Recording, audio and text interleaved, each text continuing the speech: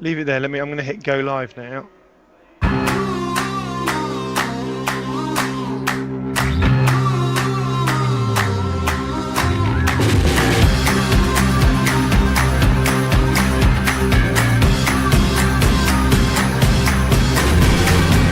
I'm in a sweet spot. I'm feeling good. The sun is shining. I knew it would. The world's a playground. I'm in the clouds. Let me show you what it's all about. Check it out. I'm gonna light it up. Yeah, I'm gonna light it up. Check it out. I'm gonna light it up. Yeah, I'm gonna light it up. Just check it out. I'm gonna light it up. Yeah, I'm gonna light it up. Let me show you what it's all about. Check it out. I'm on the big stage. I got my crew. I'll get you moving. It's what I do. The party's starting. It's going down. Let me show you what it's all about. Check it out. I'm gonna light it up. Yeah, I'm gonna light it up. Check it out. I'm gonna light it up. Yeah, I'm gonna light it up. Just check it out. I'm gonna light it up. Yeah, I'm gonna light it up. Let me show you what it's all about. Check it out.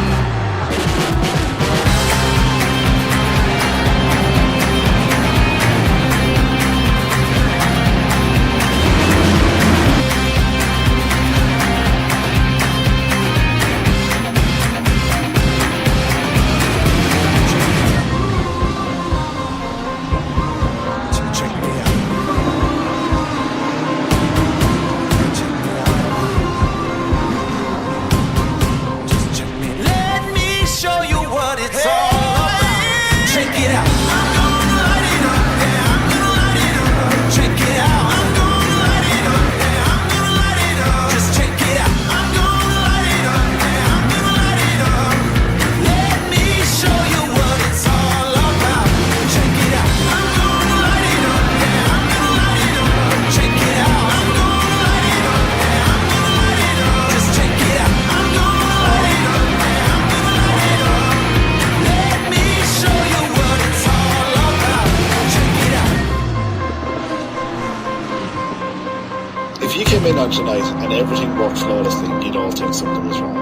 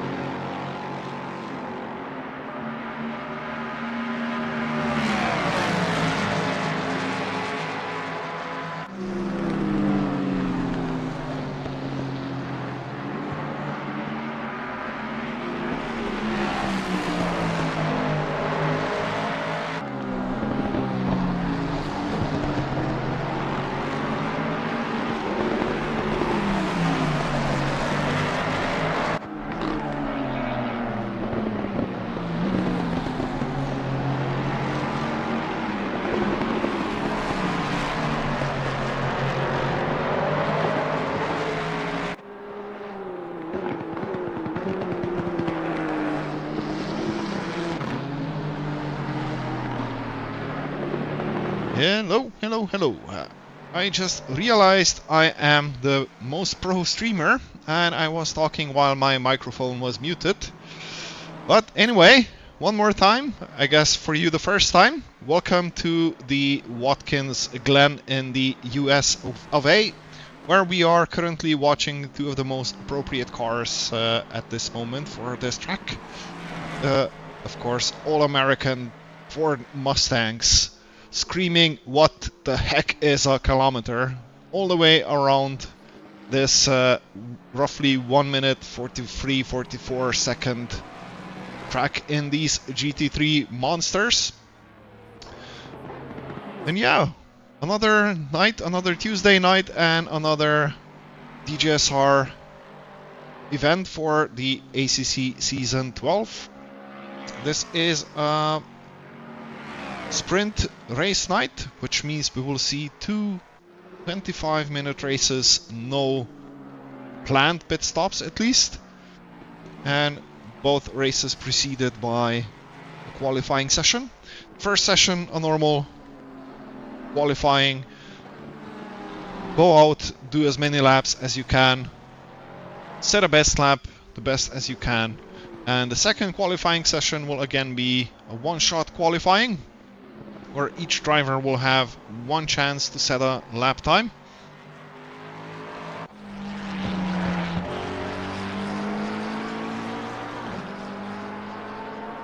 And yeah, then we'll see how the races unfurl.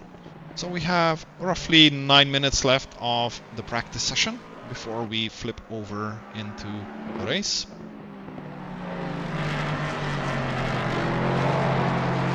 And maybe let's go take quickly a look at the current times. In this practice session currently, Rich Gasson in the Honda NSX is currently top of the board.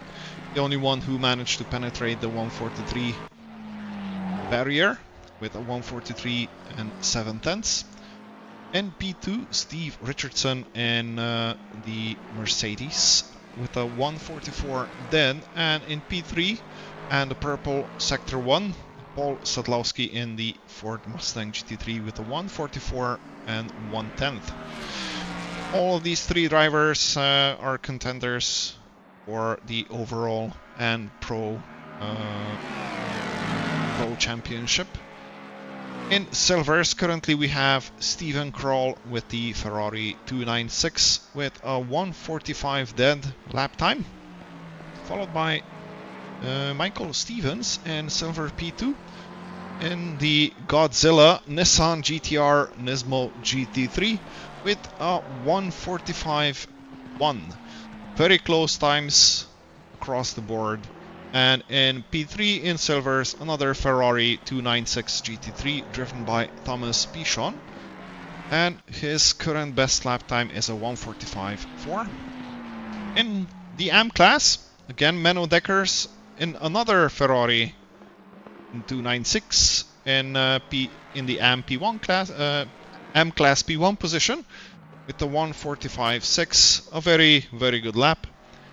In P2 in the AMs, we currently have Paul D. Moll in the Porsche 992 GT3R with a 146 dead, and Lexus RCF GT3 in the AM class P3 driven by Dieter Kasch, posting a lap time of 147.9.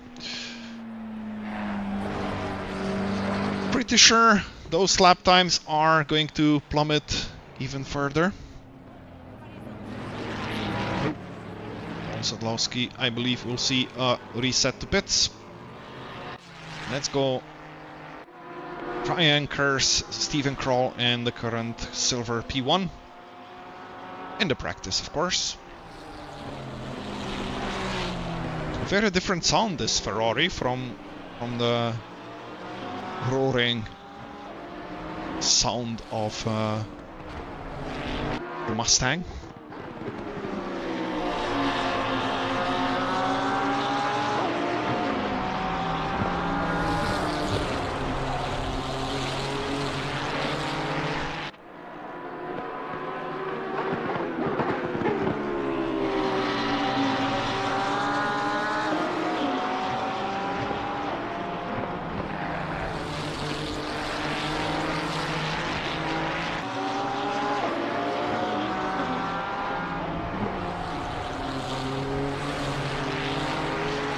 As I've stated already, we are at the Watkins Glen International Circuit, or oftentimes only referred to as the Glen. It is a renowned road racing track located near Watkins Glen in the state of New York.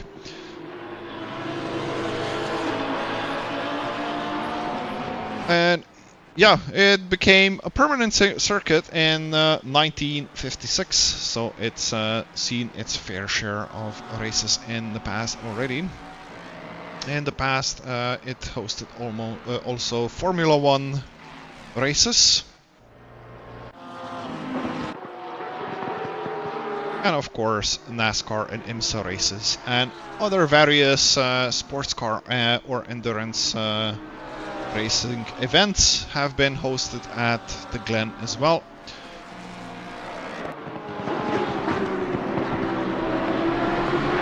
A 5.47 kilometer, or since we are in the Americas, 3.4 miles of circuit, which the GT3 cars are lapping in roughly 1 minute and 44 seconds. And it comprises of 11 turns with quite significant elevation changes, particularly through the boot section. You have a very steep right hand side corner going steeply up the hill. Before that, around the outer loop, which dips down significantly, and of course the rise through the S's from on the beginning of the lap are also quite a significant elevation change, and as we will see right now here as well in the dip into turn 1. So it's a very yeah, interesting track.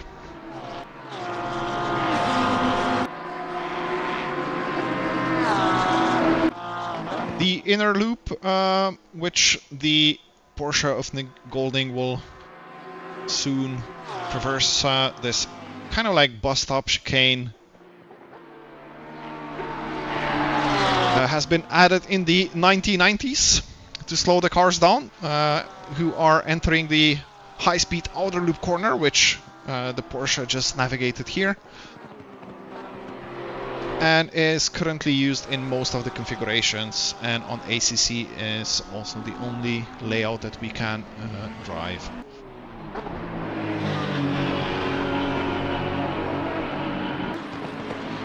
I do believe Nick Golding has abandoned his lap time.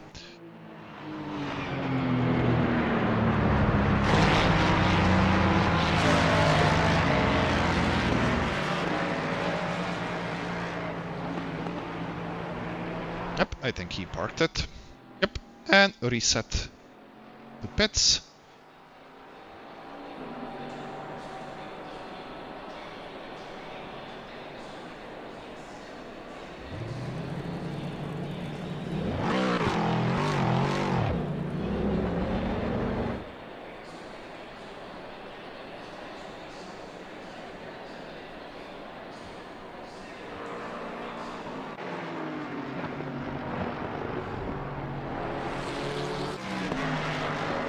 Are going to ride on board as the passenger with Menno Dekkers. Hopefully he will take us for another lap. Will not just reset the pits.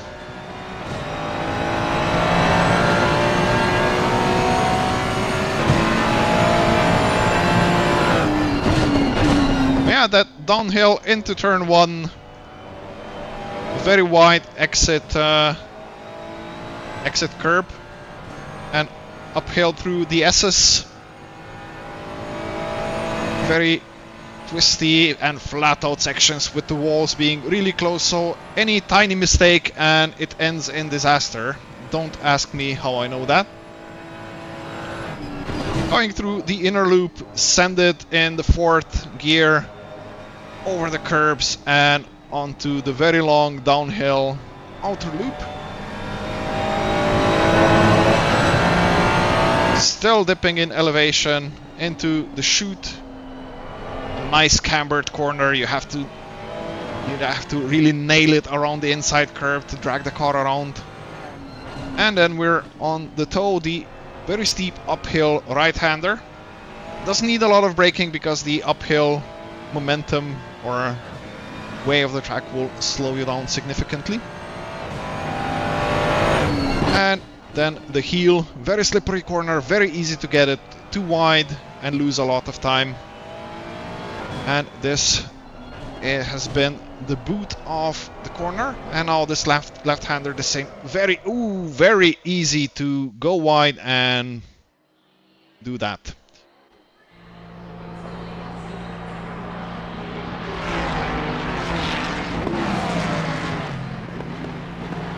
I'm sorry, Deckers, for the commentator's curse, but it was necessary.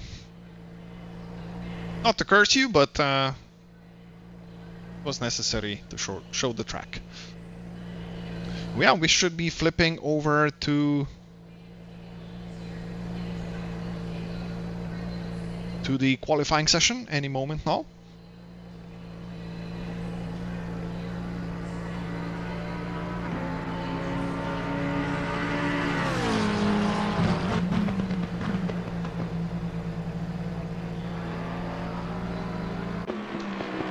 I am interested to see how the lap times will tumble further in the actual qualifying session.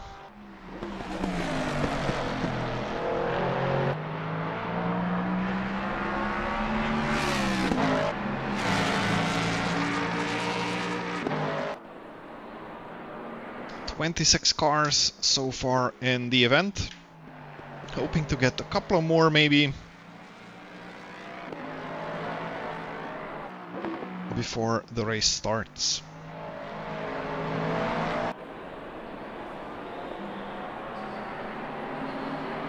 I believe we are going to let the practice session run its course.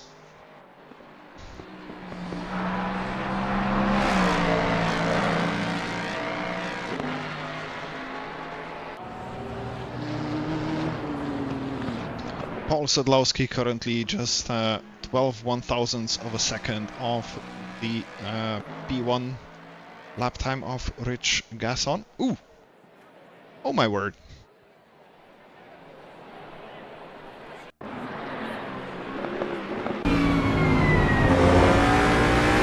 Why are cars in the middle of the track here? And how has Paul not seen that?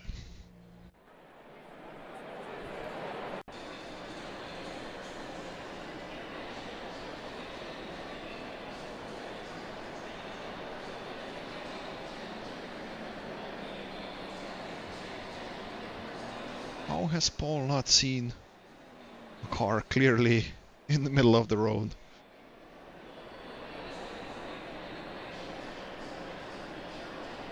Anyway, we are flipping over to the qualifying session, and I will see you once we are in that session.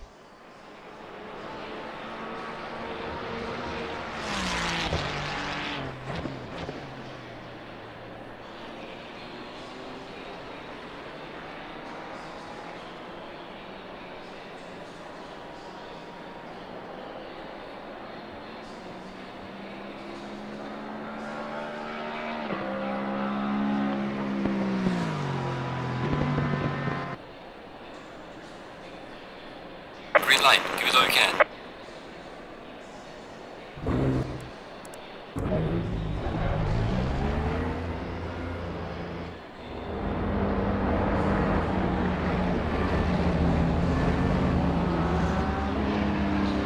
Here we go.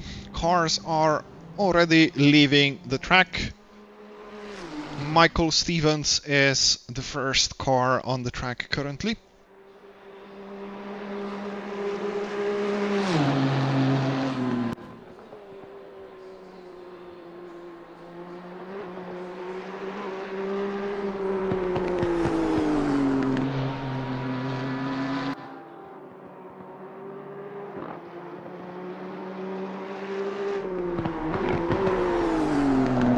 Giving it all already on the outlap, as it should be. No dawdling, no saving the tires, no saving the fuel.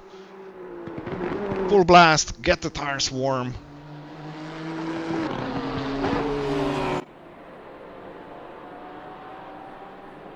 And try to have, yeah, the most optimal tire pressure and temperature at the start of your qualifying lap.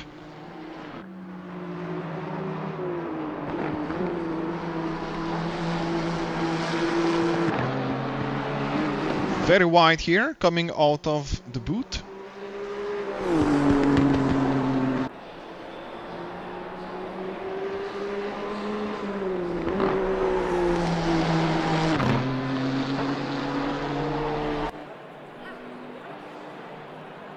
And Michael Stevens starts the new lap. Oops, sorry, wrong camera. Dips down into the 90. Heavy braking zone. Take all the exit curb. Maximize the exit because you are on for a very long, very fast straight through the S's. Very close to the wall. Do not touch that wall. Full speed in 6th. Up to 270 kilometers per hour before braking on to 4th. Attacking the curbs of the inner loop fiercely. And then just maintain that speed through the outer loop. Running a little bit wide on exit, but luckily a lot of exit curb is available for him.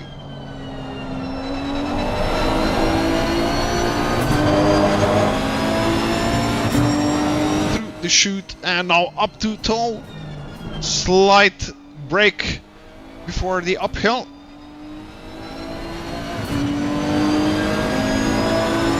Uphill right-hander called the toe. Navigating the boot of the circuit. And a very slippery heel right-hander. And on to turn number 9. Again, extra slippery one. You have to be so patient on the throttle here, not to run too wide, because again on the right hand side you have a wall very close. And turn 10, also a very fast left-hander, easily to invalidate your lap there. One more corner, turn 11 before the home straight. Oh, a touch of the wall. And goes full blast over the start-finish line. And thank you, Michael Stevens, for the tour of the lap. Ryan is joining me in the commentary box. Of course, I first have to join the commentary box, which I have forgotten. I am very sorry about this. And I need to enable the voice in the commentary box, so you'll be able to hear Ryan as well. There we go. Hello, Ryan. Good evening. How you doing? Yeah, I'm good. And you? Decided not to race? Yeah, 40 minutes of practice, and I was pretty rubbish. So I decided, rather than causing damage to someone else's race, I would cause damage to everyone's race, but they would have wanted. Dishing out some penalties instead. Nice. Yeah. Which also means I assume you will be jumping over to the other voice channel when it's time for the one-shot quali to dictate people out the gate. Yep, I will be counting them down. Same format as before, going out in 2 groups, 5 seconds between each of them, and allowing them to crack on and do a one-shot quali. Lovely. Alright, let's go look at some current lap times. Rich Gasson in the Honda NSX and currently in the provisional pole with a 1:44 dead. In P2, Paul Sadlowski with the Ford Mustang with a 1:44.2. And in P3, another Ford Mustang driven by Sydney Sentence with a 1:44.2.5, so just 25 thousandths of a second separating P2 and P3. And both are currently improving their lap times, but Rich Gasson has just posted a massive improvement with a 1:43.6. Michael Stevens, so the lap that we watched was enough for a 1:44.9 and is currently in the silver class P1. We have any massive improvers right now on the board? Paul Sadlowski is 6 tenths up. And Paul Sadlowski just snatched P1. Yeah, 43.5. Yeah, I seem to be catching the massive improvers just as they cross the line. Well, Steve Richardson is also on an improver, navigating turn 10. Just one more corner and he will definitely jump some positions, although I do not think it will be enough for P1.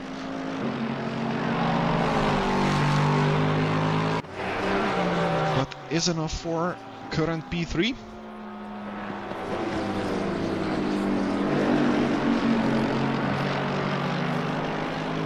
In the silver class, Steven Kroll is improving by half a second, which would potentially give him silver P1 if he maintains this this gap. Just one more Rob corner Larby to is go. about half a second up at the moment. He's got a bit of ground to make up on the rest, but looks like he's getting competitive now. And this has given Steven Kroll P1 in the silvers by 1/10. Rob Larby, why don't I see Rob? Ah, there he is, in P10 currently, improving by almost half a second, which will promote him a couple of positions, should he maintain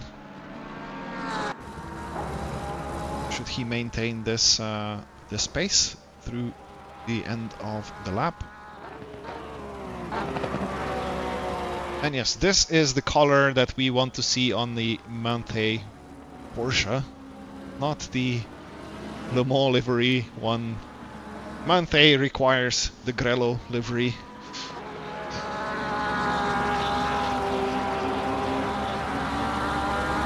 It's just something else.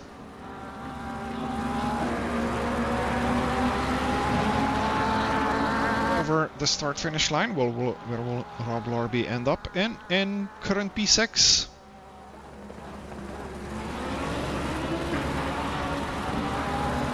Paul Sadlowski has posted another quick lap, a 143.3, almost 3/10 clear of Rich Gasson. His first sector is sorry, no, I was looking at the wrong time. Yeah, he's three temps up. Definitely, he's got a 3 temps advantage in first sector. That's what I was trying to get out. The big old American V8 is very strong through the uphill S's. Yeah, there's not really any turns in sector 1, is there? Well, there are turns, right? And some people do get them wrong and cause a massive pileup. Let's not forget Loverex Snake. Currently improving is Andrew Phipps in the 296 Ferrari, for which I forgot to download the livery for. I apologize. I do not think it will be enough for a position change, but will definitely be an improvement. But 4 drivers so far with a sub 144 lap time.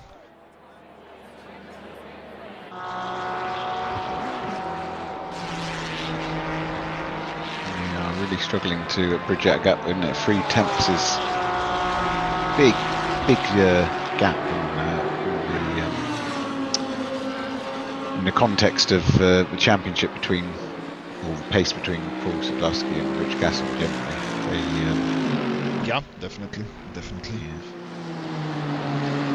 Yeah. Although in sectors 2 and 3 they are pretty much on the same lap time, and considering through the sector 1 you can just heavily draft, it could maybe still produce very interesting racing between these two. And of course we also mustn't discount Santens and Richardson, who are also very close behind. All 4 of the drivers within half a second. In silver, we are apparently being treated to a very close battle between Steven Kroll and Nick Golding. Almost nothing between them.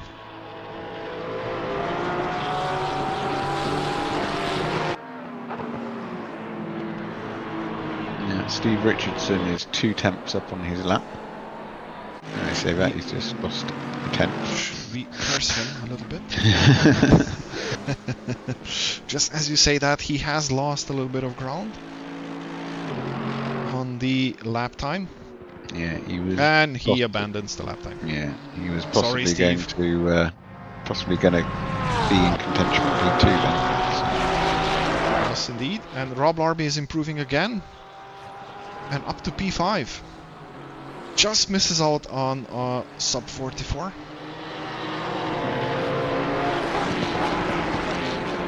And parks it in the grass. In the silver class, James Odell is currently improving by 3 tenths, which would promote him quite a couple of positions if he keeps it up.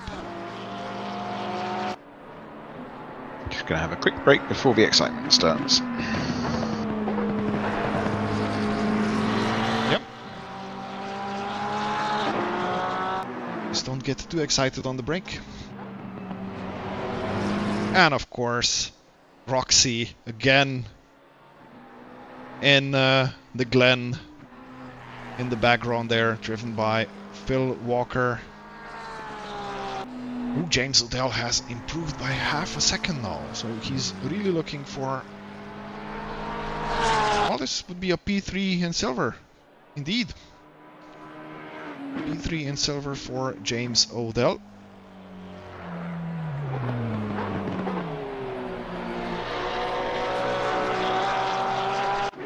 Marek Dvorak also improving. And if he keeps it up, this will net him a couple of positions. I believe at least a P7 is looking likely for Marek.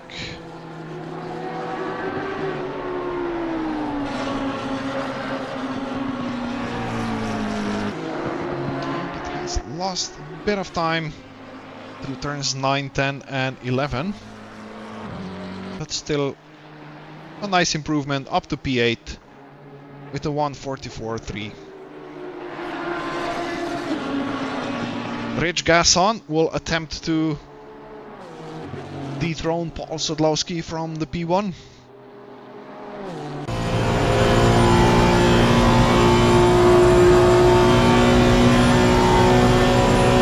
Dead on his previous best lap. Lost a little bit through the inner loop. Now for the boot, where you can so easily lose so much time. Slide a little bit and yep, time is gone.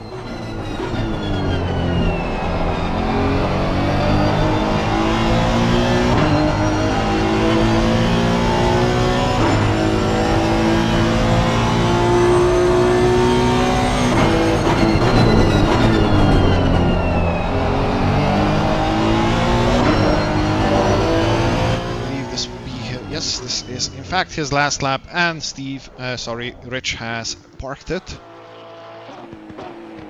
And I believe we have no more challengers on the track. Unless Larby or Phipps pull out an ace of a lap and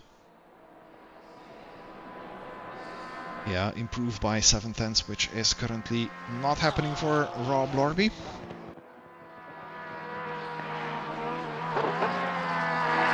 Oh, and Rob has lost it, and heavy hit into the wall.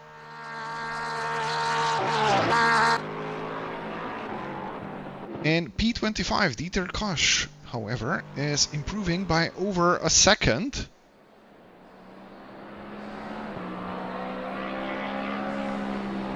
Which would, yeah, even though a very vast improvement, it would only give him 1 position, which this is still a good improvement, over a second and a half actually. And goes P24 with a 1:47.1. And this is it for the first qualifying, and we will soon be in the race 1, so 25 minutes, and I will also take a short break before this actually happens.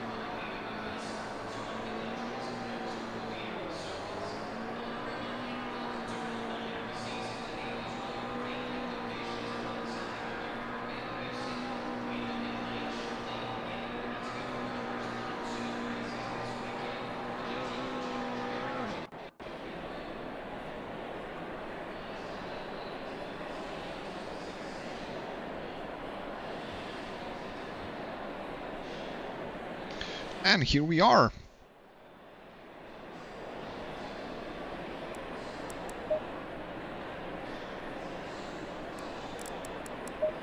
Actually, we're not yet. Alright, we are. There we go. P1, Paul Sadlowski in the Ford Mustang. P2, Rich Gasson in the Honda NSX. In P3, we have Santens in another Mustang. In Silvers, Stephen Kroll in Silver P1 and the Ferrari 296, followed by Nick Golding and the Porsche 992 GT3. And in P3 for Silvers, James Odell and the McLaren 720S Evo. In the AM class, Menno Dekkers again storms the AM class and takes P1 in the Ferrari 296. In P2 for AMS, Paul Di Mol in the Porsche. And in P3 for the AMS, Peter Kosh in the Lexus, and that final lap has snatched the final podium qualifying position. And yeah, this is our starting order. I'm sorry that I didn't go through all of them, but I would not have enough time. But you could have seen the starting order on the screen just now.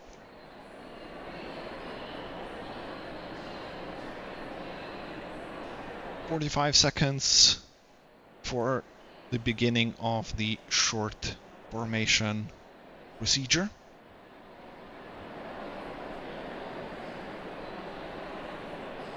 And roughly a minute away from green flag.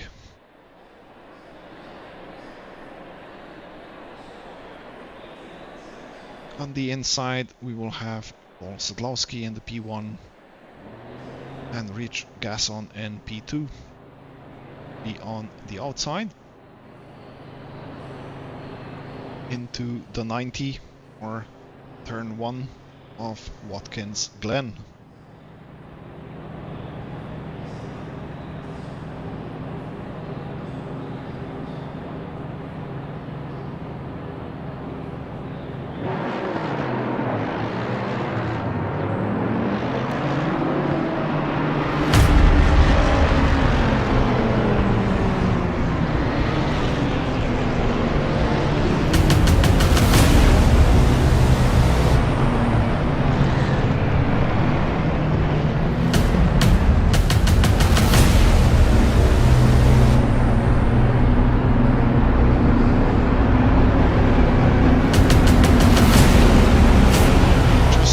More meters before they reach the start finish line.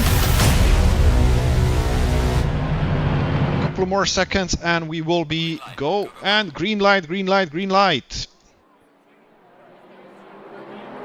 D.G.S.R seems to have gotten an excellent start, but the inside line of Paul Sadlowski has allowed him to retain the lead as they go through the S's for the first time. And we do have a yellow. Oh, it was a... Okay, I'm not sure what happened there.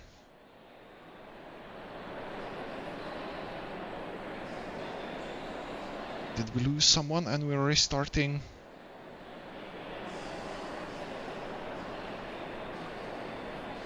Aww. And it was such a clean getaway. We just had one yellow flag. What happened there?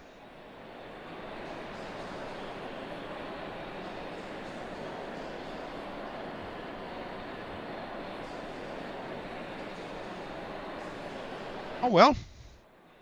Another couple of minutes until green flag attempt number 2.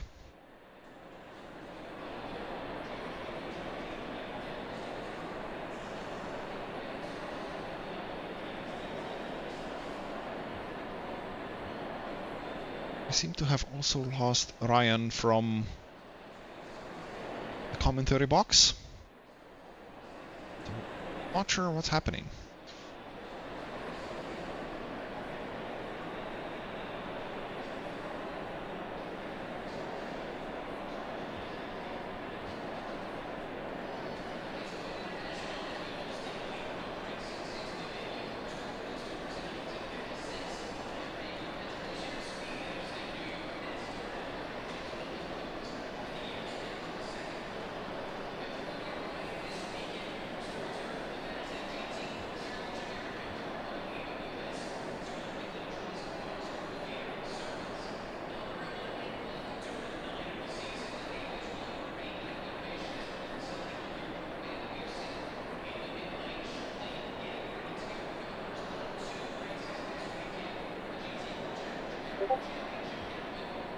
Seconds.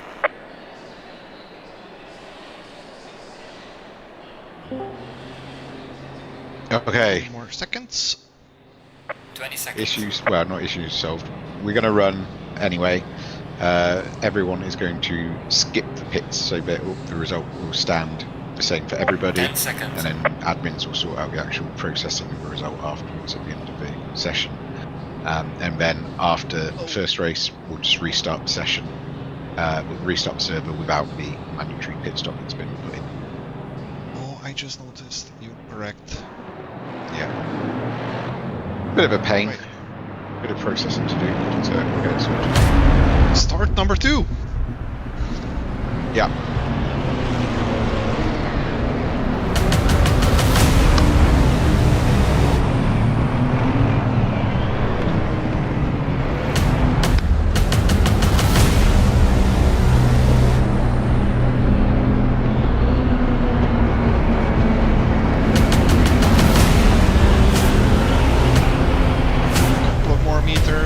Seconds separate us from the second start, and we are Green light. green. Better get away from Paul Sadlowski this time. Around the outside tries to reach D.G.S.R, but I do not believe he will be able to pull it off. It does seem like we have a clean race start so far on our hands. Sentence in P3 already attacking D.G.S.R into the inner loop, but Rich has the inside line and runs very wide, cuts the chicane, jumps over, and has been relegated to P5. Some action going on in the silver class. Stephen Kroll has lost P1 for a moment and regained it again. And I do believe there has been some argy-bargy. Yeah, take just a look. looking through it now. See an Aston grinding the wall through the S's. I believe this is Tim Streeton.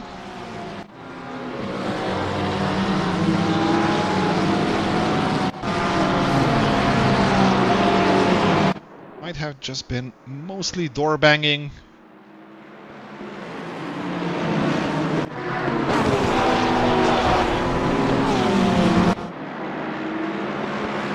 Yes, I do believe everything looks rather clean, but we do have our live steward Ryan, who will confirm or disprove this theory. Santens has lost positions. What has happened here? He is clearly in P2, coming out of the boot for the first time.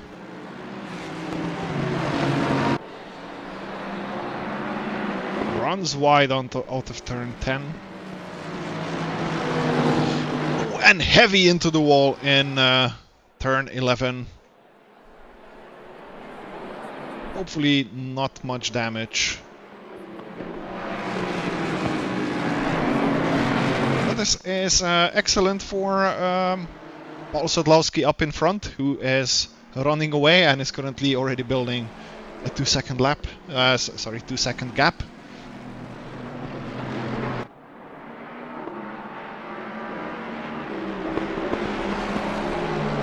Bit further back, we are. Ooh, what is happening here? This is like 18 wide. My first Lolek incident. It's okay. It's okay. What has happened here? Let's see. Maybe we can see it. Maybe we can catch it on the replay.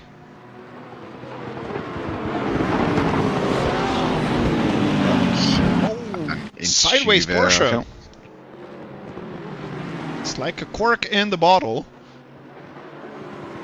Track is narrow here, so good avoidance by everyone. There was a McLaren in the wall slightly there, but I think he could have recovered. I believe this might have been Nathan Edwards. Yes, who is currently on the back wing of Eddie Watkins.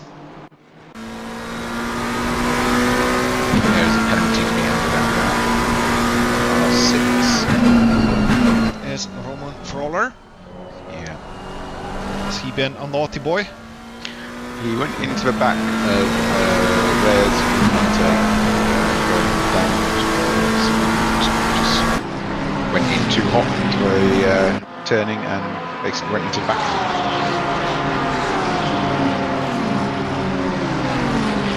Split moment of not being careful, and this happens.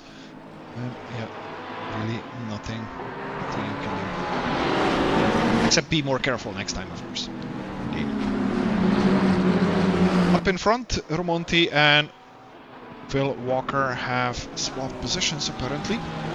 As well as a little bit more further in front, Rich Gasson and Santens are going at it. Rich Gasson has made the pass. Where has this happened? Through the outer loop? Oh, it might have been the chute.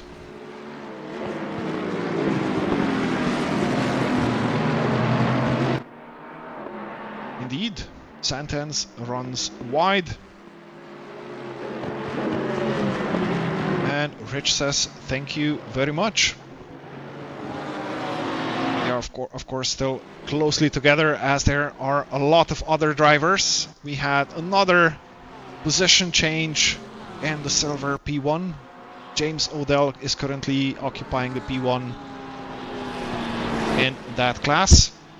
And we have, let's see, 1, 2, 3, 4, 5, 6, 7, 8, 9 car battle for P8, which is currently occupied by Phil Walker in the Roxy livery Porsche.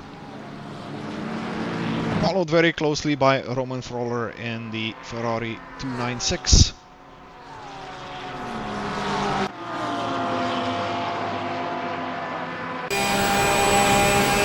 Nice in the draft. Look to the inside, but decides not to take action now. Ooh, and very close to the rear bumper. goes there Roman Froller. Oh, and I do believe we had an issue with Nick Golding, who has just lost positions. Oh, sideways through the inner loop. But saved it. Unfortunately, didn't save the positions, but We was had able a to big continue without damage. we had a big wipeout from Matt Gale. He pulled out the slipstream to make an overtake and didn't look in his blind spot because Thomas Pichon was right there and smashed him into a wall. Unfortunately, so it's going to be another time penalty. We'll see this in the replay. Oh yeah. Oh, I thought I saw Thomas Pichon tumble down the order. Yeah. It's a shame.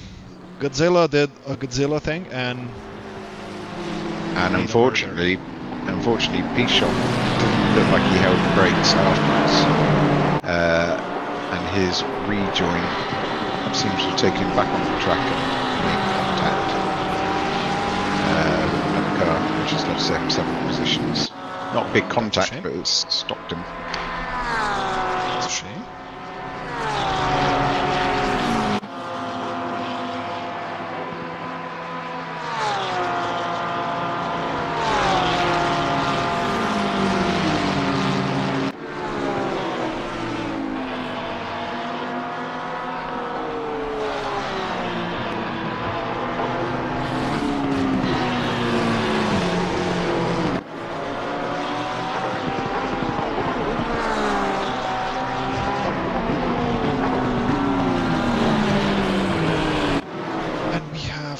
Flag coming out of oh,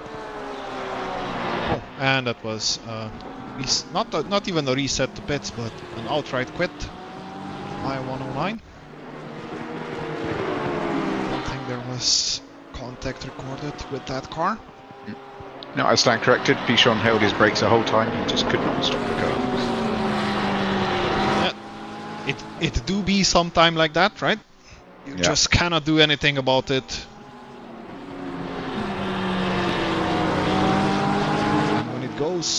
It goes. Oh, I have missed the pass.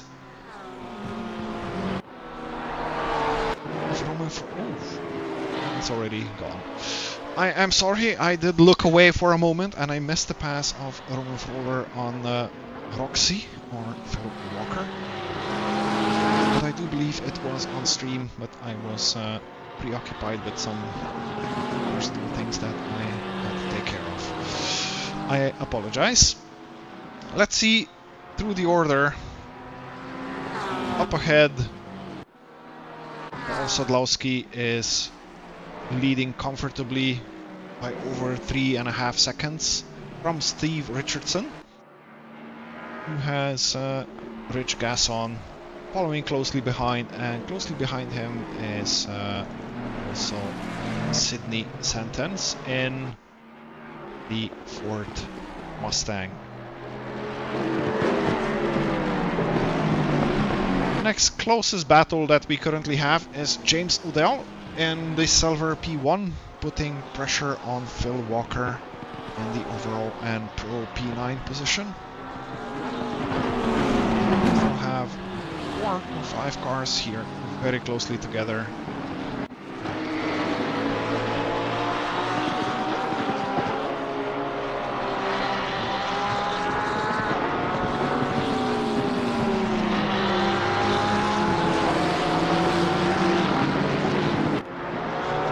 Jump back ahead because Steve Richardson has lost the gap to Rich Gasson. The gap is now down to half a second. Although the European muscle car, the Mercedes, I would imagine is also very good in the first sector. And will possibly be able to pull away in this uphill fast section.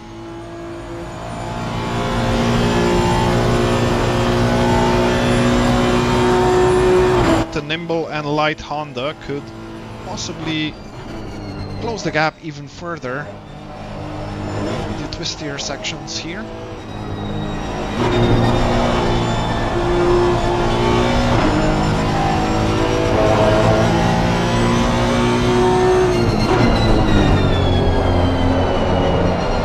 Down into the chute, keeping it close onto the inside curb. Rotate the car around over the curb.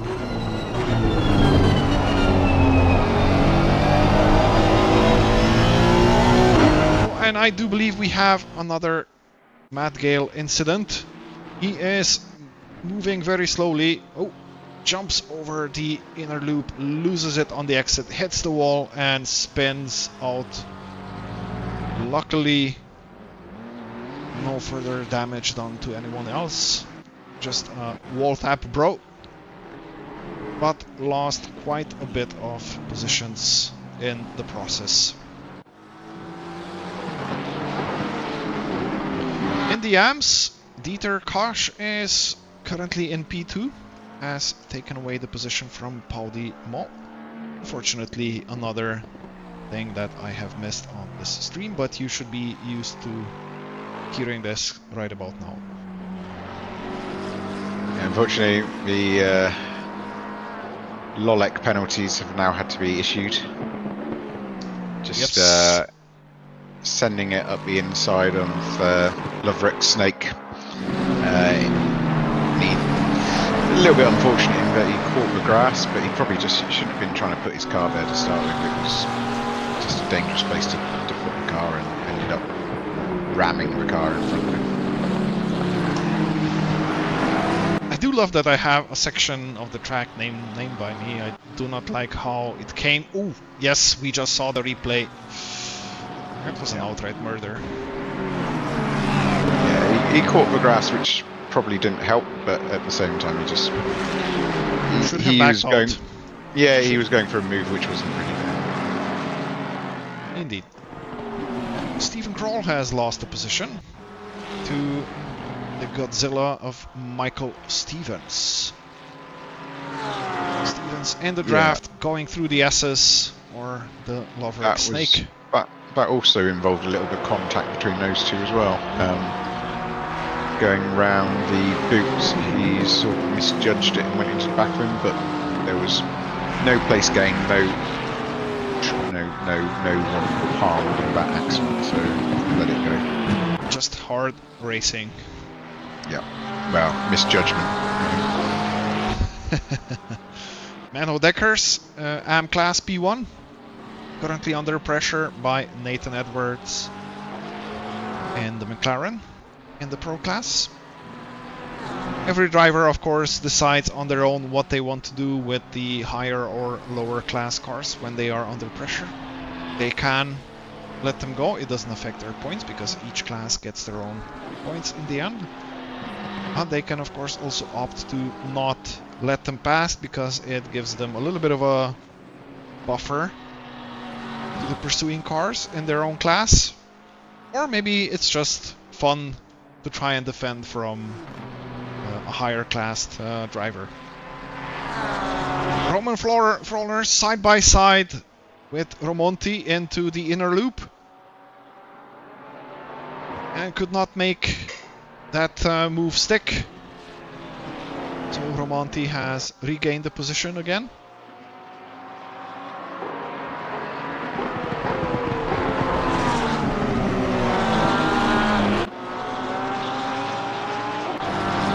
But definitely some good action going on at the moment.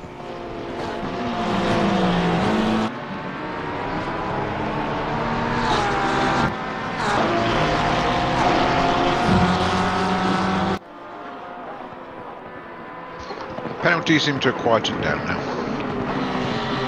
Yes, this is something I observed in round 3 as well. You do have an influx of a lot of incidents in the beginning, and then after around 15 minutes of racing it kind of dies down. Gatson is having a go, trying to get second place back.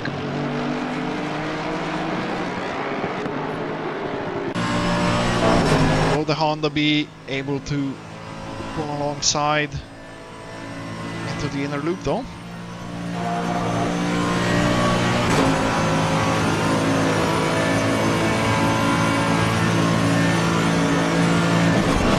Unfortunately not in this and we're jumping back to Roman Froller, who is really on the bumper of Romonti and is going now to the outside line, or the more ideal line through the boot, or sorry, not the boot, the inner loop. And I believe this time we'll be able to make position.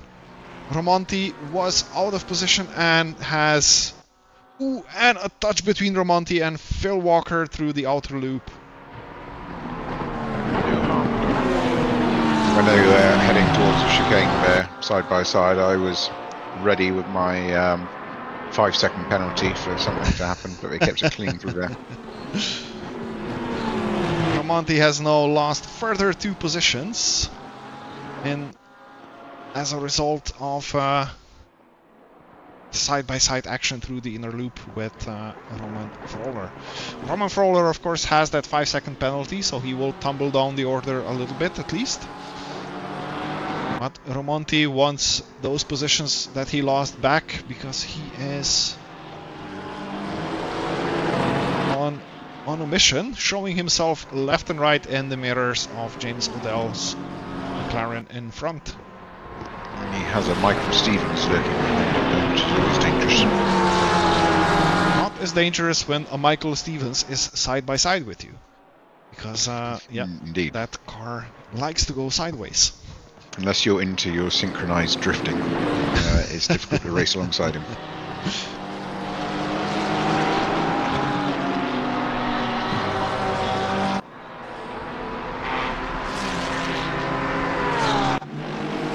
In the front, I think the Honda just does not have the grunt to close the gap. Comes down to about 3/10, 2/10. That's about it. It's just missing that final couple of meters. Stevens made the move. And just when I switch away. Yeah. Through the S's. And it does seem like Romonti is struggling a little bit of top end speed on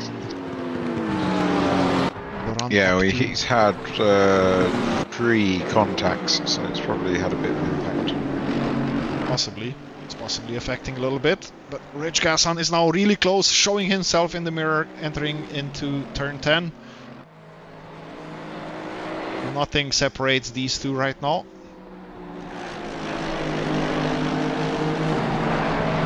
It does seem the the Mercedes of Richardson has been able to pull a slight gap again. And of course, this is just excellent for Paul Sadlowski up in front. He has already built his gap by over 6 seconds. So Michael Stevens now has his eyes on P9. And P1 in class. And P1 in class, indeed, yeah. Stephen Kroll is not far behind either. He's just about to take Romonti, P11. I think we've seen that issue with that Porsche. I think we are going to see another pass. Oops, sorry, wrong camera.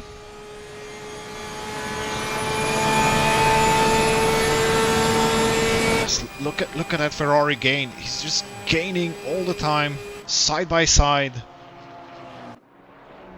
Oof. Stephen Kroll Couldn't make it stick though, could he? Yep. Has not been able to get a significant overlap and has backed out a little bit. There's just so much action going on. I don't know what to watch. We have Stephen Kroll on Romonti, Stevens on James Odell, and Gasson on Richardson.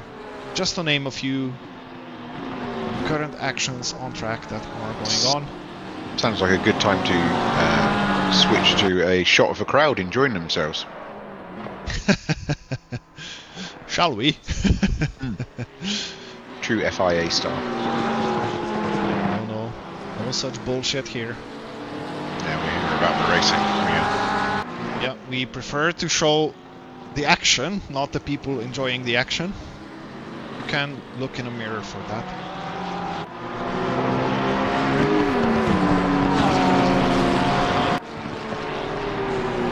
Where do you think will be the next pass? Who will be the next to make a pass? Are you willing to make any bets on this? I think Mr. Kroll will have another go at Monty on the. We're coming up to your snake again, so to speak.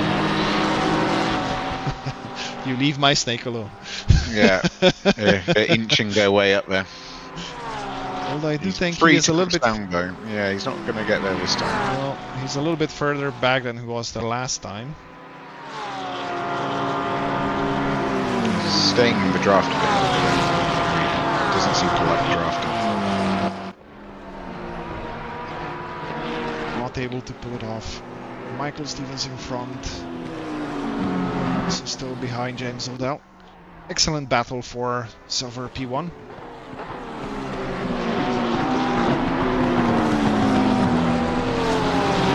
And Kral is starting to lose touch because Ramonte is obviously struggling a little bit with pace, so he is starting to fall back from this battle. Yes, you are absolutely correct.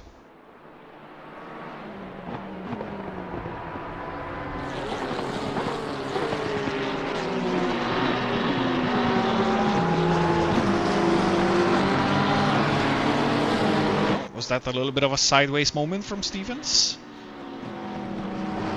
Coming out of heel. Disappointed if it wasn't. And another one through turn 9.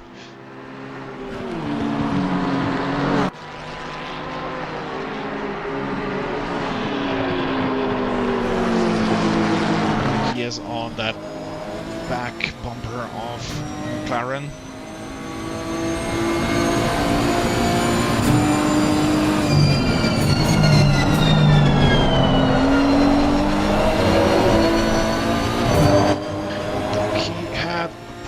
Exit this time and will not be able to close the gap. But let's see.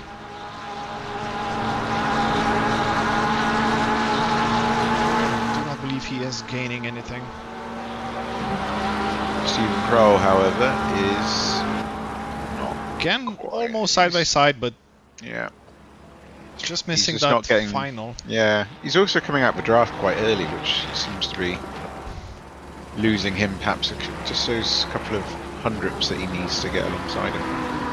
And we have had a position change between Stevens and James O'Dell. Stevens has managed to sneak past and is now in Silver P1. Let's see, maybe we can catch how it happened. We just had a wonderful run through inner loop. James O'Dell had issues then entering the outer loop, and Stevens said thank you very much and went straight on through into The P1. leader is on the final lap. Give me the final push. Final lap has started for Paul Sudlowski, who has had a lonesome race. We can cast a last lap commentator's curse. At least make him lose. He doesn't seem to mind his lonely races because he's very good at them. Yeah.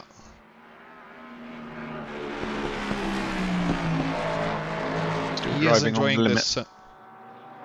Sorry. He is enjoying this Ford Mustang GT. He was very happy when it was announced. Immediately said this is now my new main car. Regardless of how many kilograms he gets stuffed with. Yes, he is sticking with it and being awesome in it at the same time. So Stephen Crow has fallen back into the clutches of Nick Golding and Nathan Edwards, being stuck behind Monty. So we have a four-way battle there.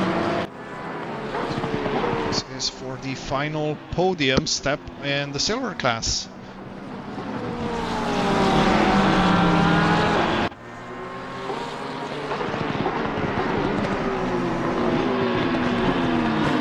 Monte is clearly struggling a little bit for top end because his previous lap times were a lot better.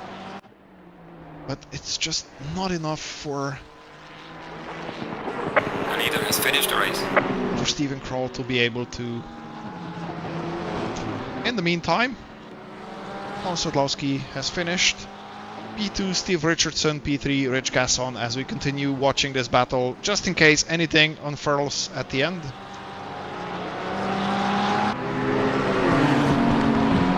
I do not believe we will see any further position changes. Ooh, James Odell very wide through turn 10, trying to take the first spot. Oh, and loses it in the final corner. The wall saved him.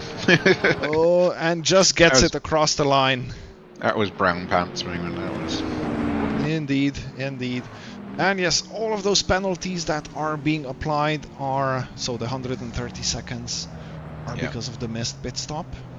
Oh, that's fine, because they're not DQ, so it can just stay the same then. Yes, everyone is getting the same penalty, plus the additional penalties that they had following any incidents that have been caught by the eagle-eyed Ryan Greenaway. And yeah, this was race 1. Right, Also, I need to jump out and sort the server out. Yep, I will flip us over to a paused screen in a moment just to go through the positions quickly. Paul Sadlowski P1, Steve Richardson P2, Rich Gasson P3 in the Pro class. In the Silver class, Stevens P1, James Odell P2 with Stephen Kroll in P3. Menno Dekkers P1 for the AMs, Dieter Cash P2 for the AMs, and Paul Dumont P3 in the AM class. And there we have it. Race 1 is complete, and I will take a break now as well and join you in the one-shot quali session in a couple of minutes.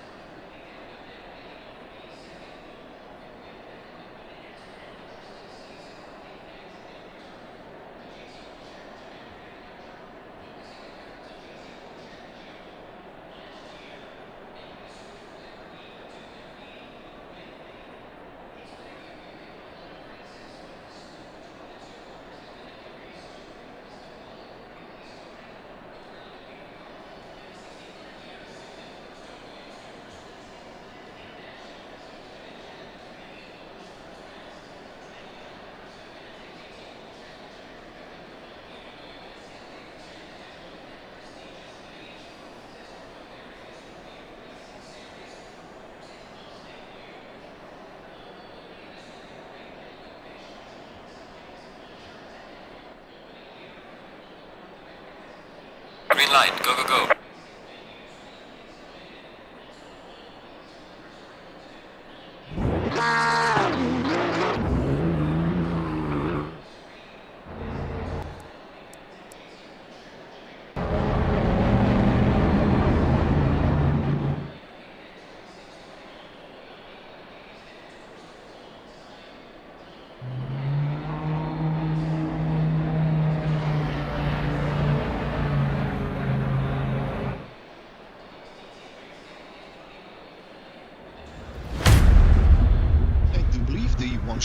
is starting.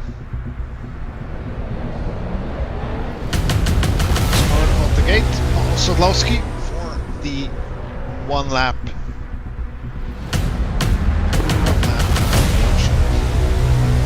Attempt.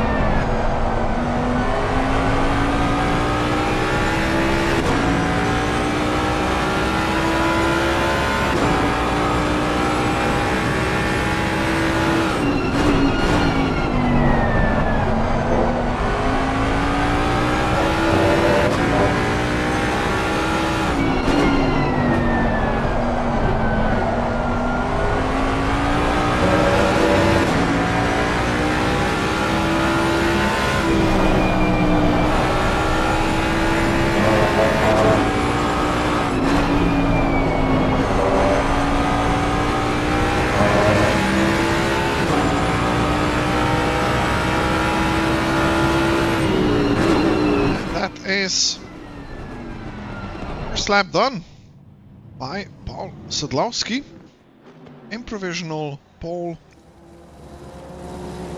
I hope you enjoyed the wonderful sounds of the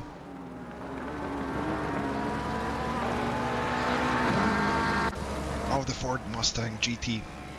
Currently in P1 Paul Sadlowski, Steve Richardson in P2, P3 Sydney Santens just now, P4 Rich Gasson. This is our current order. More drivers are crossing the start-finish line as we speak. And this will soon be the first batch of drivers done.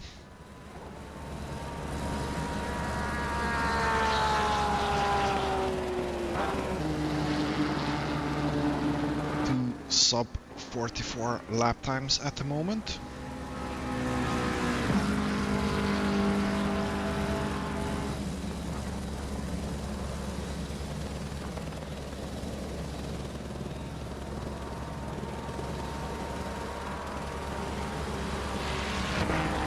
P1 in silvers. Oh, Stephen Kroll just pipped Michael Stevens.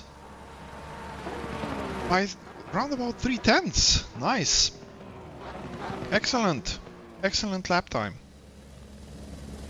As we get ready for batch number 2.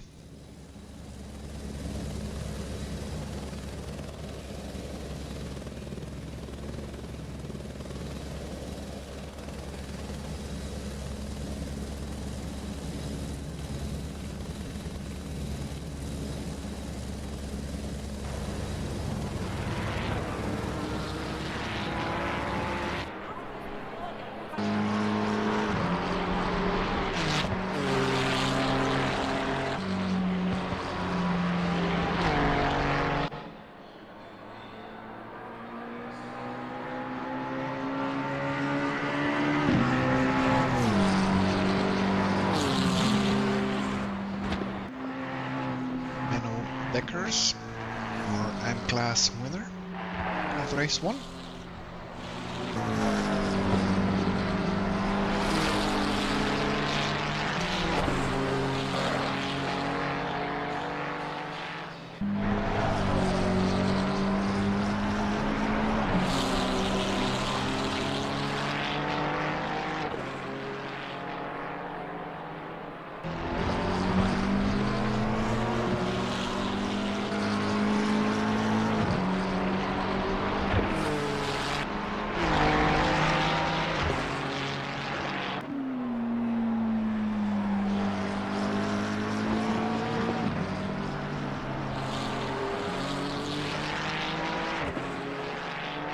If only 2 more cars are set to leave the pits.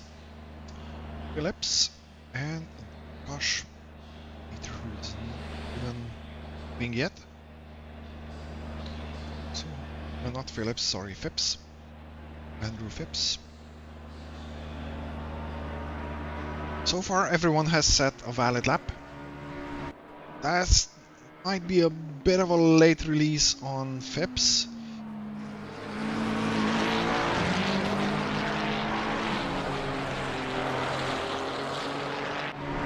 He won't interfere with the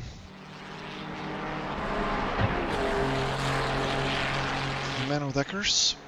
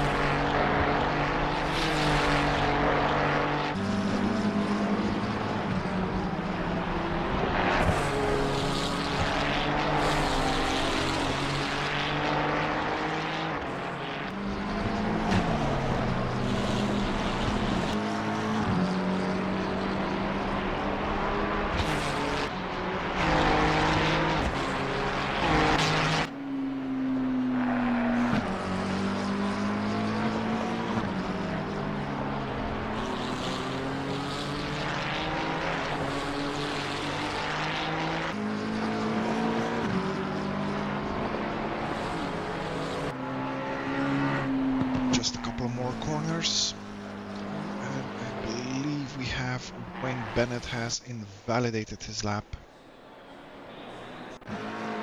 Yes, indeed. Oh, hard hit into the wall. Lost it on the exit curb of turn 1. Unfortunate.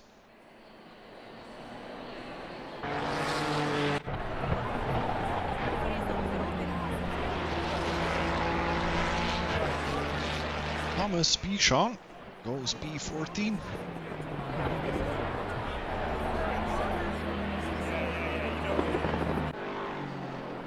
I believe D.G.S.R will be our last setting. Last one to set a qualifying lap time. He has just started his timed lap.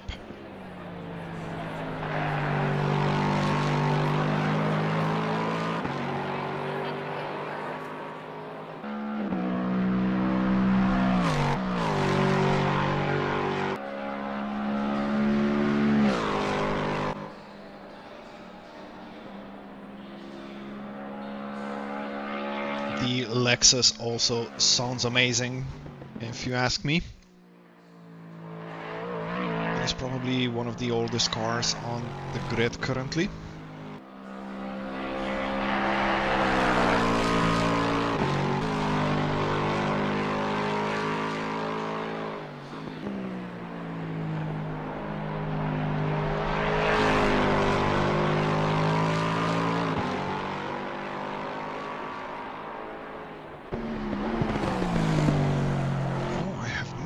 Rob Larby has set a stellar lap and is in P3.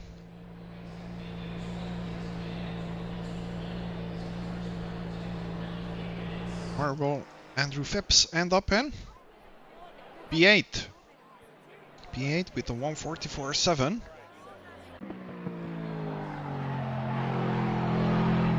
A couple more corners for Akash, and this will be one-shot quali done.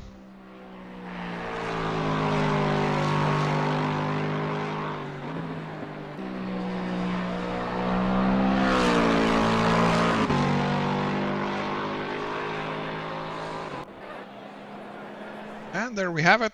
Akash completes the qualifying with a 147.3.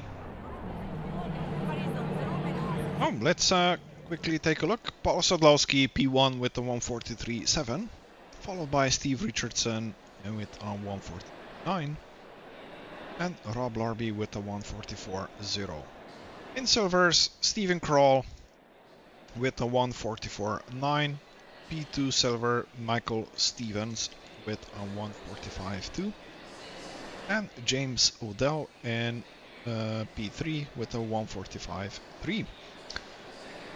In the AMs, this time it was Pauli Moll who has managed to pip the lead in the AM class with a 146.5, followed by Menno Dekkers with a 146.7 and Dieter Kosch with a 173. Wayne Bennett, the only driver who has not set a lap time. We have also lost a couple of drivers between the events. Alright, short break, and we will join you for race 2.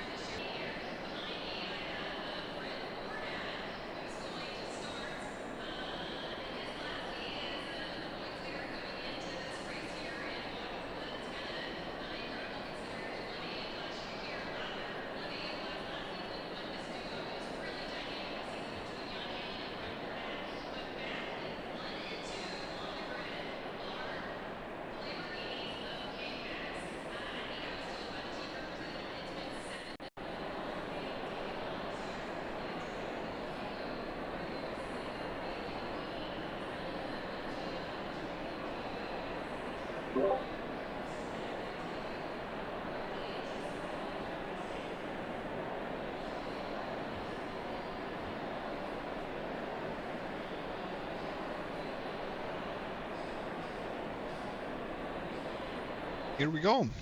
Couple of minutes separate us from race 2.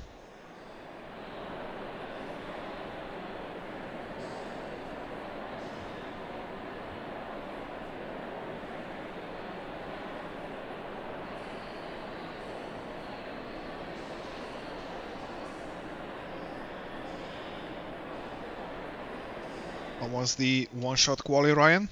Anything? Generally good, apart from the fact we have one person who's not in voice, which made it a bit difficult. But everyone got out and did their lap. Ah, yes, I remember Dieter complaining about not being able to get Discord to work.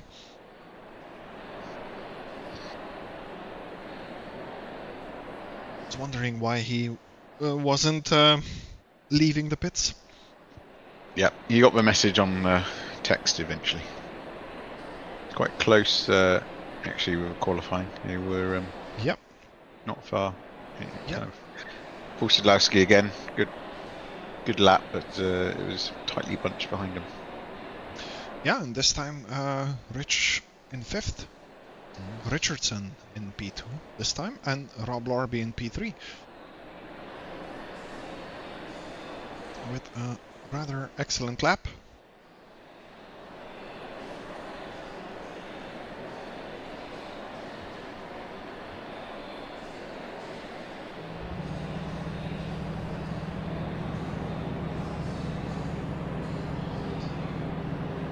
Couple more seconds before we start rolling for the short formation lap. And I'm guessing we didn't restart the server, right? We're just going to ignore the added 130 seconds. It all worked out okay, so we'll just let them all get penalties. So that's how we roll. Yeah.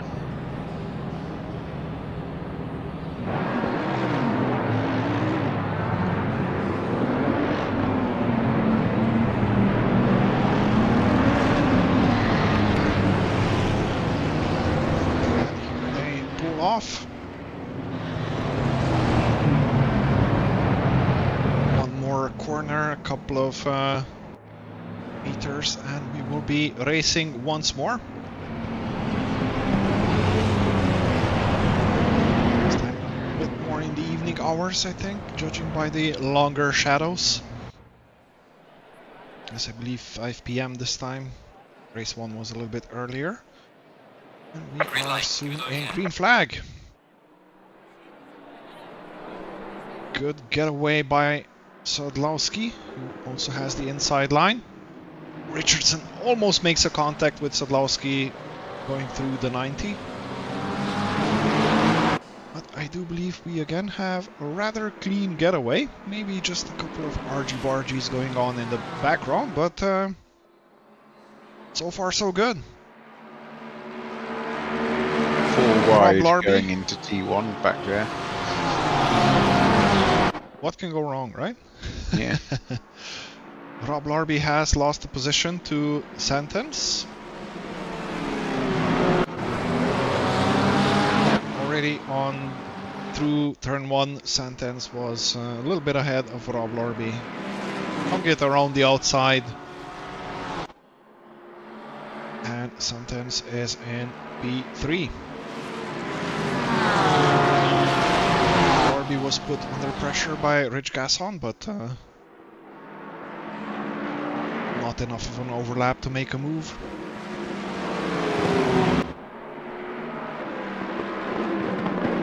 In silver class, we still have Stephen Kroll leading. And Pauli Moll has had an excellent start, it appears. He's now up to P18.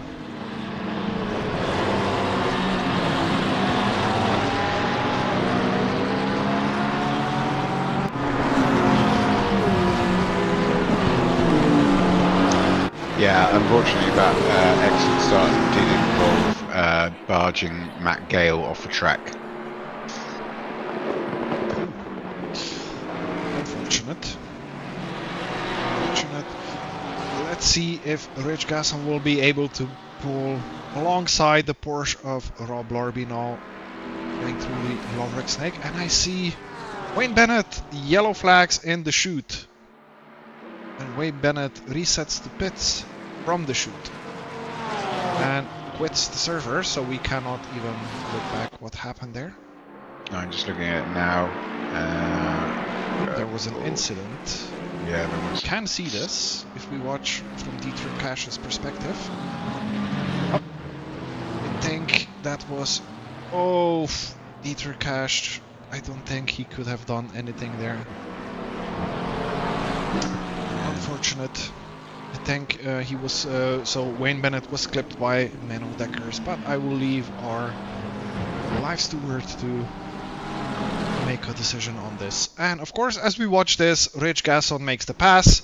Oh, Rob Larby sideways out of the inner loop, but manages to keep it. So excellent car control. Excellent car control through there. David Lolek is in P7 in this race, quite up the order, considering in race 1 he was more towards the bottom half. And I believe what has happened. Why is Romonti in P1 and in pits? If he's quick to pits, oh, I see his bonnet. Yeah. Is He won't stay not looking very happy. I think this was in the shoot. Oh yeah, he reset the pit, so he's technically in front of everyone then, right? Yeah, until they will go past him. Yes. But yes, everything is back in order. Paul Sadlowski in P1. Followed by Steve Richardson, who is being put under pressure by Santens.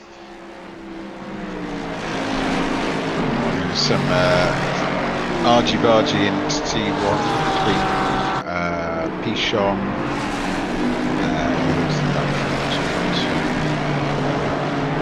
and is Nathan Edwards. Yeah, and there were 3 wide going into it, and they all sort of sandwiched together. Survived, but I think I'm going to leave that be. I'll just see someone setting the barriers as Nathan Edwards gone past him. Audi Mall has just went into the barriers from P1 in the AM class. Oh, yeah.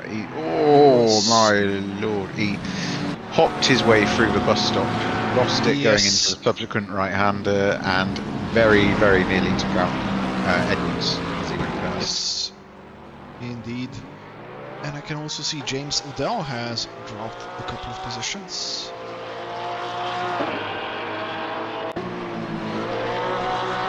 Up in front, we need to watch this battle.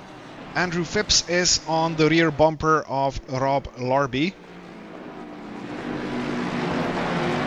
Nothing separating these two cars as they go through the 90. Will the Ferrari be able to close the gap now through the S's and into the inner loop?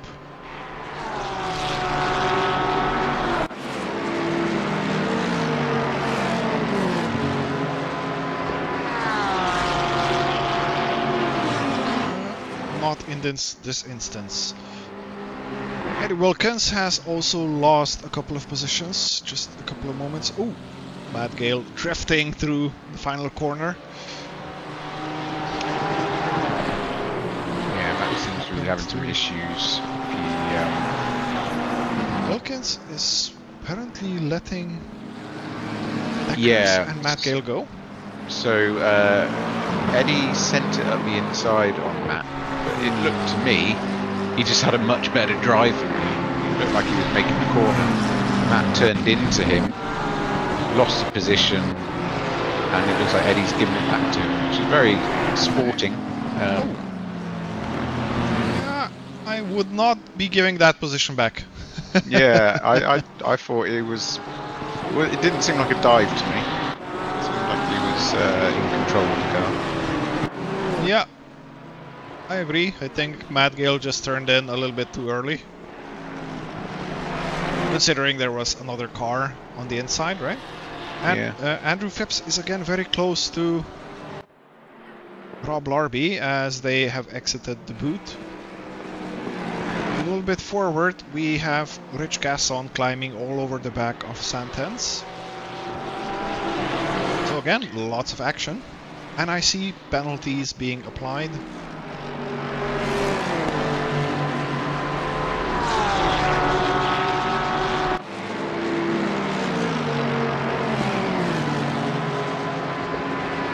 Yeah, just the 2 so far that were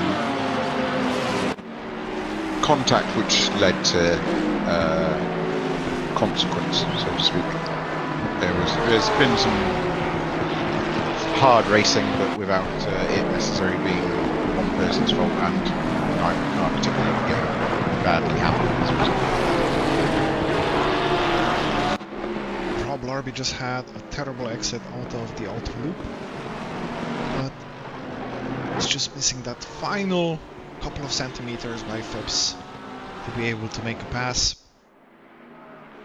Not an easy track to overtake here, unless you can drag through the first sector.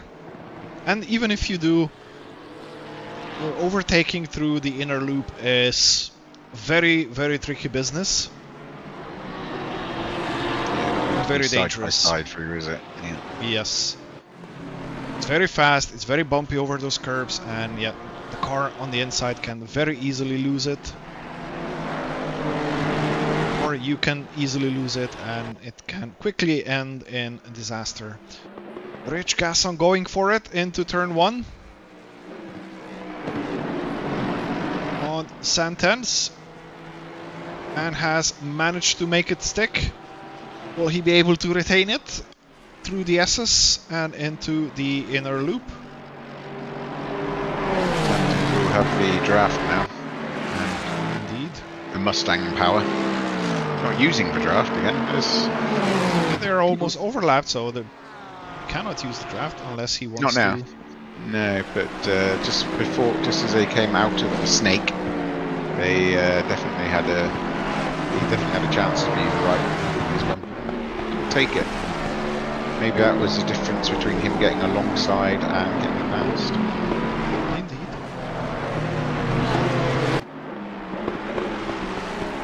He headed straight for the racing line, and Rich took the defensive line on the inside and broke the draft in doing so. Another pass happened in the inner loop. Of course, just before the inner loop, Eddie Wilkins has passed Menno Dekkers. In silver class, Michael's.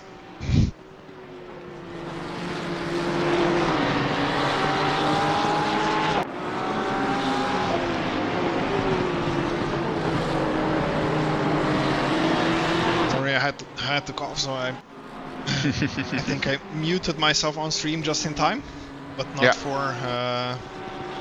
Just sounded like you were abducted. Wanted to say Michael Stevens is on the back of Stephen Kroll.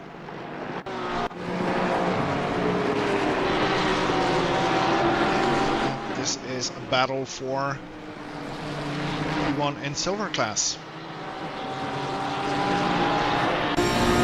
Let's go right on board the Godzilla.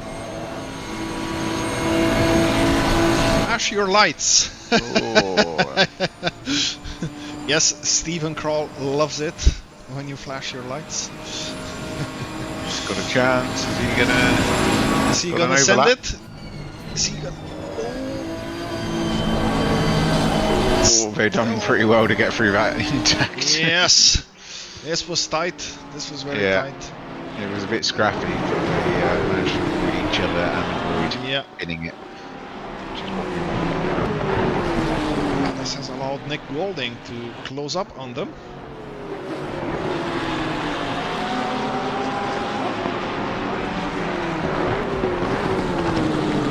Oh, Ramonti just messaged us in the YouTube chat.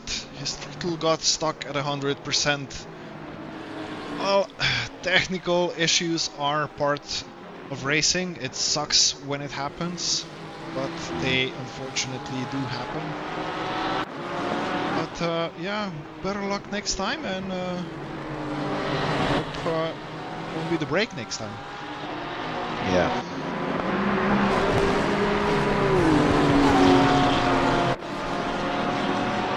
A wonderful battle here unfurling. The cars very close together, with a fifth not so far ahead either.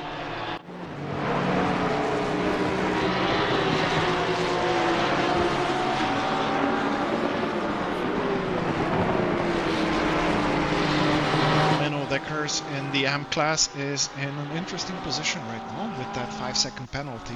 He needs to maintain it unless he wants to lose it to... Gosh, and we have another side-by-side between Andrew Phipps and Rob Larby. Andrew has managed to take the position through the inner loop from Rob Larby. Rob Larby aggressively jumping over the curbs.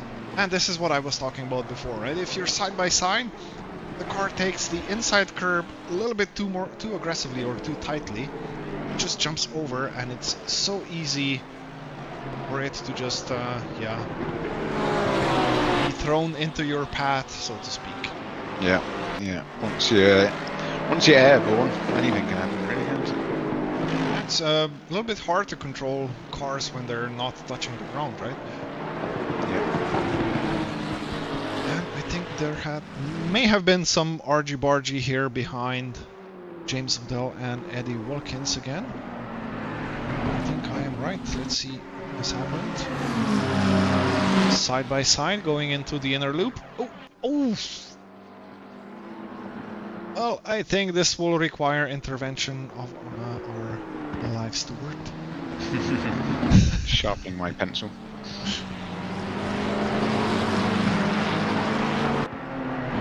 Jumping back in front to the silver lead battle between... Oh, actually that's Stephen Krollo on the rear bumper of David Lolek, who's in the pro class.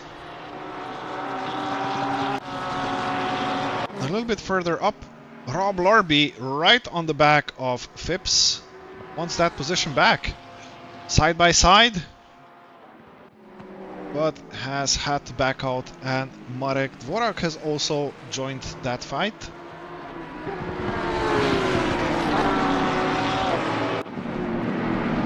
Which has made it a 3-car battle for P5.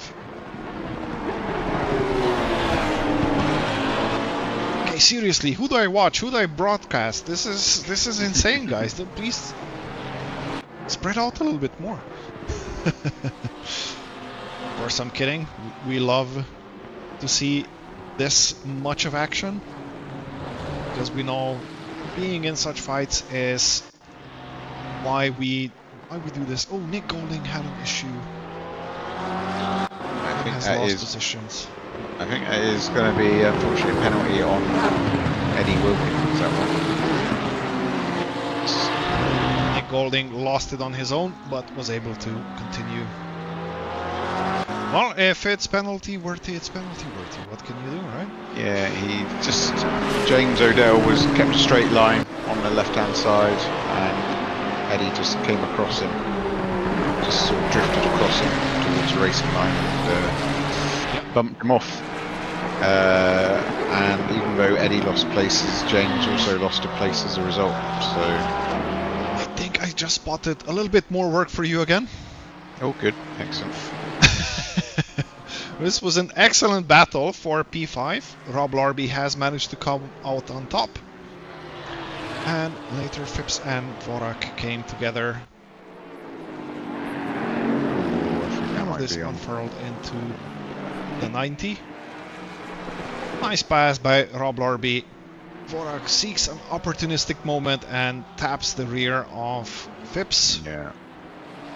And just as this is going on, there has also been a development between Stevens and Stephen Kroll. Stephen Kroll is losing position, so let's see what happened here. Is this a Stevens special? 3 cars going into the inner loop. Oh. I do believe Stephen Kroll has lost it on his own there, unfortunately. He has tapped Stevens a little bit off track, but I don't think he was in control of the car at that point. But once more, have more work for you, Ryan, to take a look at. Yep. Dvorak came from a long way back to the T1 instead. Stevens now under pressure by Roman Froller. Stevens in silver class and Roman in the pro class. But Roman will be eager to get past. I believe I have spotted a wild Golding in the wall in the back there. Let's see if we can catch it, what happened there.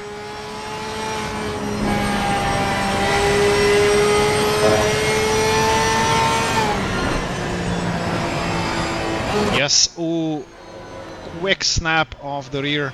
Oh, a good save. Oh, he hit the yellow bucket divider thingies.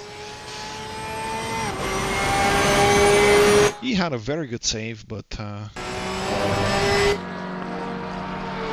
managed to clip the wall. Still in P2 in class though. That's good. Oh, I believe we lost Stephen Kroll. Yeah, I was just trying to look at that incident, and he has quit, so penalty will... can be applied. I don't think so. Personally, I don't think it was penalty worthy. No, I just, I mean, I can't look at it any further. Yeah, will be maybe looked further after the race. But up in front, Rich Gasson is again on the rear bumper of Steve Richardson. And the story is repeating again, even though Rich has started a little bit further back, he has managed to get back on the bumper of Richardson. Which would indicate that Rich is slightly quicker. But being slightly quicker makes it still very hard to make a pass. And this would indicate also by their best lap times. Rich's best lap time is around about 3/10 quicker than Steve's lap time is.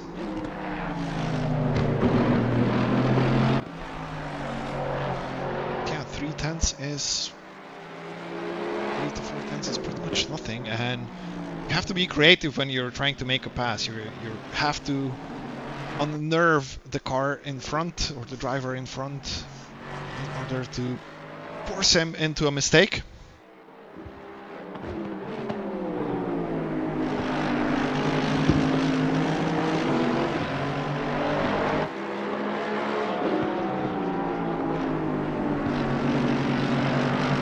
And of course, again, we have two excellent battles at the same time. Richardson versus Gasson, and in the back we have Gale, Pichon and Odell.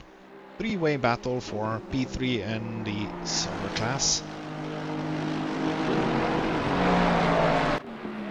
As well as Menno Dekkers is in the mix there as well. Ooh, and I believe I spot another incident with Eddie Wilkins and Pauli Mull.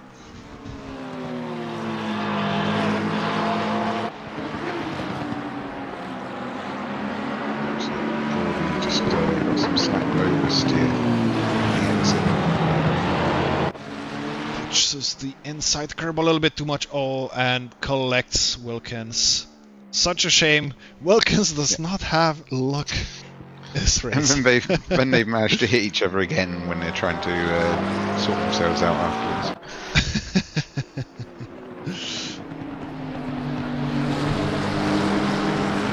This is for P3 and silver class, which is currently occupied by Matt Gale. Pichon and James Odell behind there. James Odell in the slipstream. Trying to promote himself into P15, but unfortunately is not able to. Roman Flawler attacking Michael Stevens through toe and gaining a position.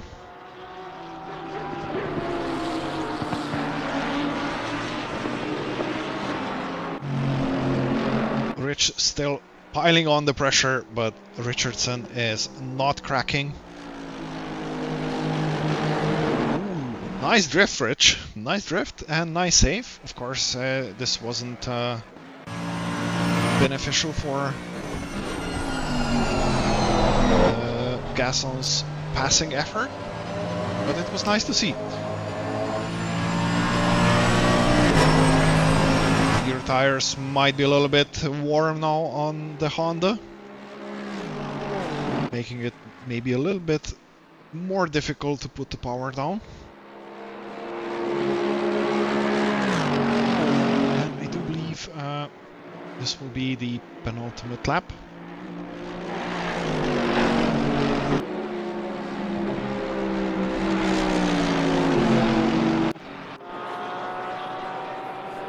James Odell again right on the bumper of the Ferrari of Thomas Pichon. This has a bit of a wiggle coming out of the 90. Just needs to keep it in the slipstream, although it does seem like he's going a little bit wide, which is something I don't understand at this point. Not close enough yet to be moving out of the slipstream.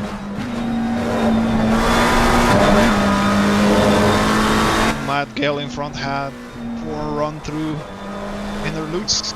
It's good to see that some things never change over. Matt Gale train is alive and well. Brick wall. Yes. He just picked the biggest car he could, I think, didn't he? Other than Bentley. Right, man. Leader is Looks like it. I'm sure it's as wide as he can get. Paul Sadlowski just started the final lap. And we have yet another possible battle for position up in front for P8 between David Lolek and Marek. Again, also very, very close. And of course, again, I'm not sure which battle to follow.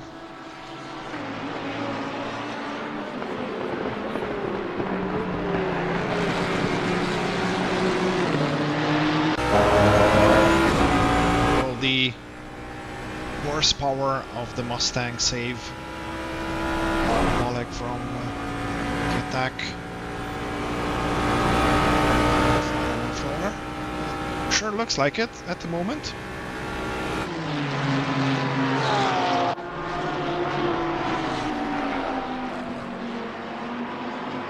And since we missed Paul Sadlowski finishing the race in the first race, we are going to stay on him until the start-finish line and celebrate this win with him if we already missed it in the first race of this 2-sprint event. Pretty dominant display from him so far. Indeed. Over 9 seconds of a gap.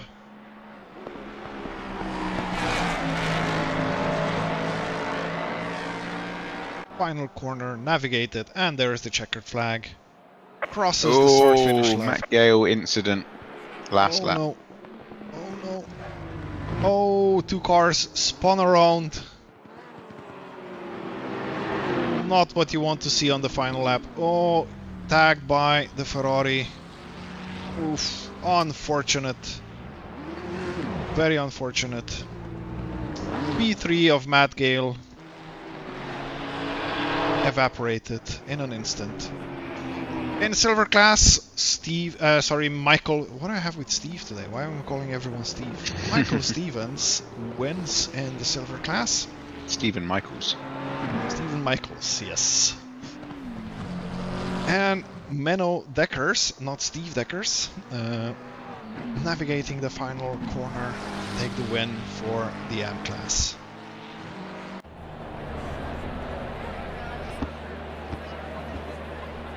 There we go. Congratulations to everyone. And of course we are going to invite the winners of both races of all 3 classes into the commentary booth. Although if I'm not mistaken, winners of Sprint 1 are also the winners of Sprint 2. It looks that way. I'm going to leave you to it because I've got to just go and tidy up a few things, and have a good evening. Thank you for watching. Yep. And thank you, Ryan, for the company. Great work, Thomas. Thank you very much. Yeah, thank you. Likewise. And yeah, we'll sort out the commentary booth in in a minute and load up the replay so you have something to watch. Time.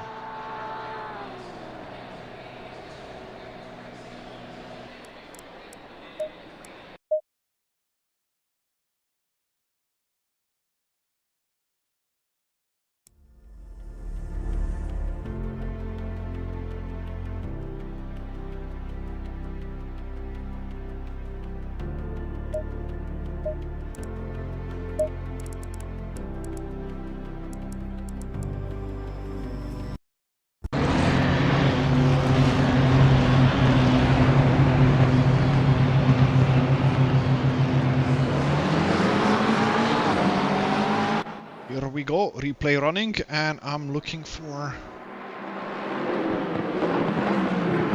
I need to move to the commentary box. That's one. See.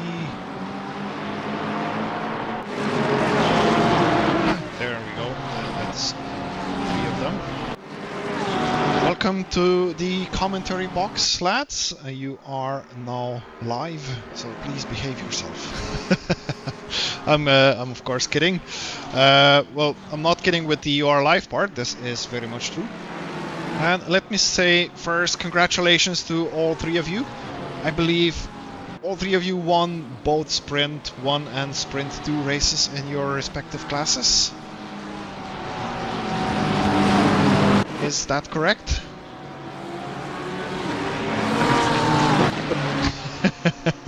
Well, for me, I can say for certain. But yes. for the rest, I don't know.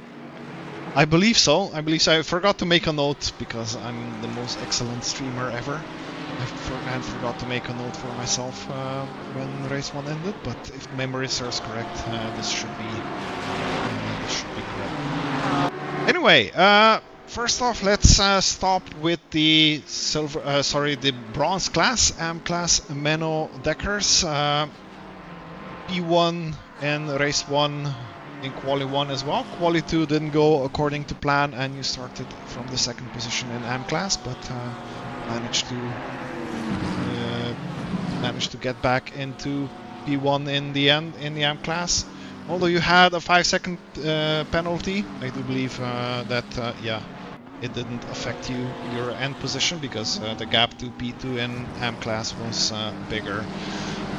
Maybe if you would be so kind to share a couple of words about your 2 races. How was it from your perspective?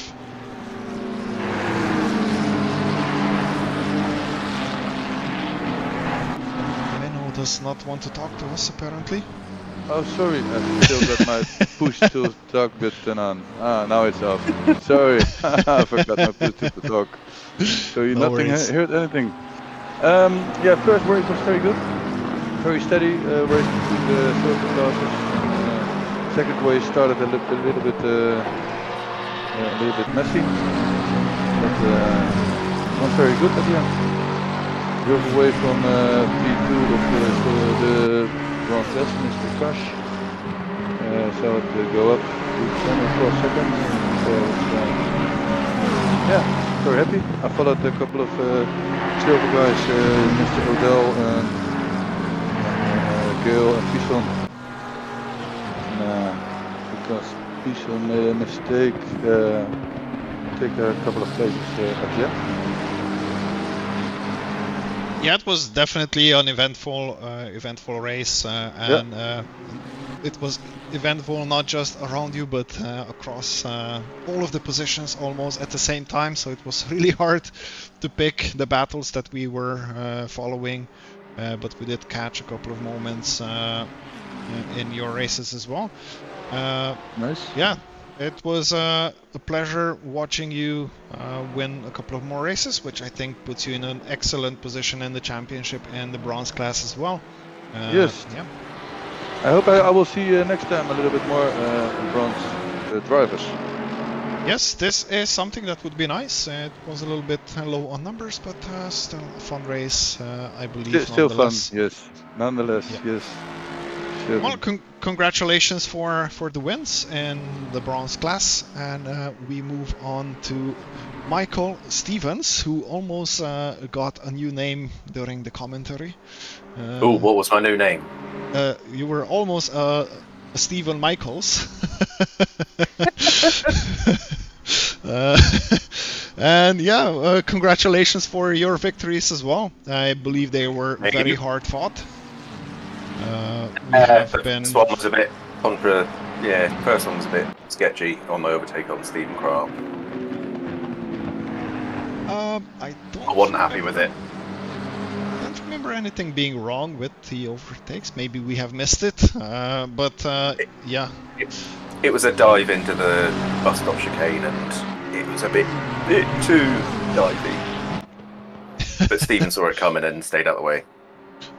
Well, that's the most important part, right? But still, yeah, I believe both of your races were very, very hard fought, and I think you deserved both of those victories. If you would also maybe like to share a couple of words about the races from your perspective. Yeah, the Nissan just pulled on the straight, and then I just had to keep up to try and overtake people in the draft.